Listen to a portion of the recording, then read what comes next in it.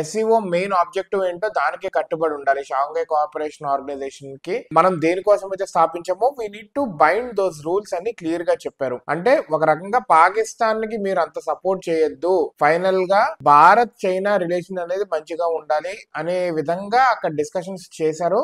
మన చైనా వాళ్ళు డ్రాగన్స్ ఎంత కంట్రీ వాళ్ళ మనకు తెలుసు. We don't know how they gonna B responding. అదే విధంగా మనకి భారత్ చైనా మధ్య ట్రేడ్ అనేది చాలా సాఫీగా జరగాలి. రీసెంట్ గా చైనా మన మీద కొన్ని మ్యాగ్నెట్స్ మీద వీటి మీద ఎక్స్ట్రా టారిఫ్స్ వేశారు. ఇట్లాంటి టారిఫ్స్ ఏం లేకుండా బాగా సాఫీగా జరగాలి, మేమేమో మీరేయొద్దు అనే విధంగా డిస్కషన్స్ అయినాయి అని చెప్పి జయశంకర్ గారు మీడియాతో చెప్తున్నారు. We need to see how the relationship between Bharat and China gonna develop. I think మన రెండు దేశాలు భారత్ చైనా గనక గట్టిగా ఉన్నాయంటే ఏషియా అనేది వరల్డ్ పవర్ కింద రాబోతుంది. You know Asia as growing super power. Bharat and China combination కనుక బాగుంటే అదిరిపోద్ది.